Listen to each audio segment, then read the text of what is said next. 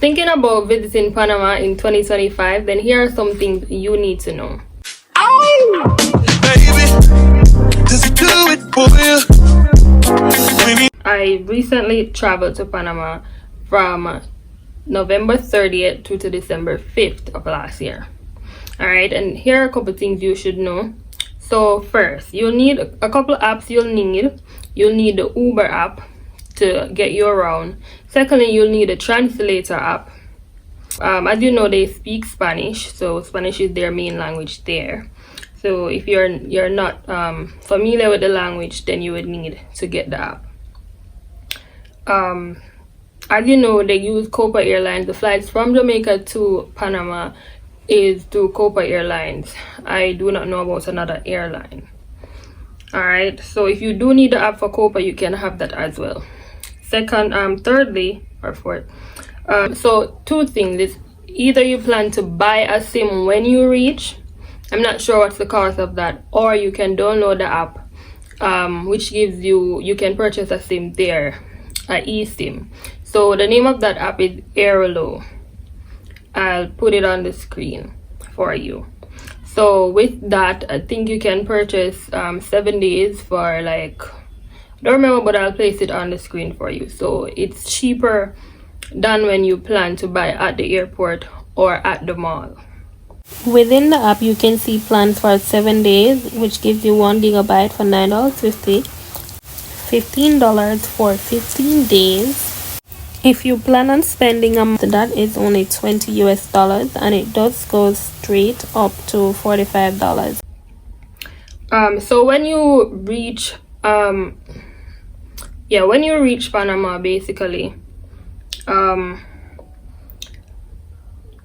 on the plane, firstly, you will need to fill out immigration form. Basically, they're asking what you're bringing into their country, all of that. If you can fill it out online, but I did, and I had to fill it out again on the plane. So, kind of makes no sense. Might as well do it on the plane. So, basically, they're just asking if you bought anything at the airport, how long you plan to spend, all of that. Now, with that form, you'll need that to take to immigration once you get off the plane. Now, please note, Terminal 2 is where you do the immigration and collect your bag. Please take the shuttle, or unless you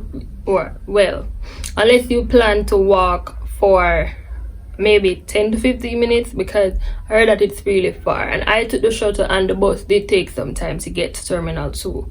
Plus, when you get to Terminal 2, you will have to go through a little do a little more walking, basically. So yes, on their website they did basically at immigration, let me say, they didn't ask about a $500 US. No, they didn't ask me about that. On their website they said that you need to have at least 500 US. They didn't ask me that. Only thing, I just showed her my I booked an Airbnb, so I just showed her the reservation for the Airbnb, and she just stamped my passport, and then I collect my baggage. Yeah, and what I can say, ensure that you book your Uber.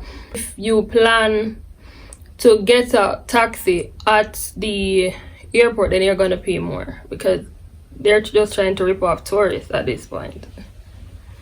And I mean, if you don't plan to spend that much, then I mean, maybe like a $10 over.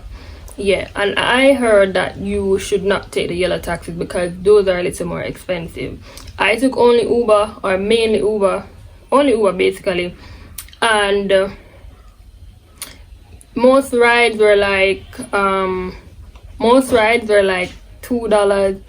$5. Yes, most rides were that cost. I stayed in the La Manzana area. I think that was close to Casco Viejo. So my ride to the airport was like 20-25 thereabout. But like to get to Albert Mall, I paid like a $2 something. Yeah. Basically. or to get to the supermarket. I didn't know the supermarket was like 2 minutes walking distance, but I was a solo traveler, so I wasn't, you know. They did say it on the website. I saw something that said you needed a vaccine, or no, you don't need a vaccine. I think it was a yellow fever vaccine or something like that. But when I came back, coming to Sanchez International Airport, our immigration there gave me like a card to say if I do get sick, I should bring this to my doctor, because they have one, I think they had something under it, I'm not sure. It's known for dengue. They have a dengue outbreak, something like that. So they told me to use mosquito repellent for at least 6 weeks, basically. Yeah. So filling out the form, let me go back to that. Filling out the form, taking it to immigration. As you know, well, if most of you don't know, never traveled before, then you would fill out the form, carry it through immigration. Well, you'll fill out the form. I think you give it to baggage claim. So after you go through immigration, then you go through the line, scan your bags, all of that. By the way, they say the flight is like 1 hour 30 minutes. It was like an hour for me.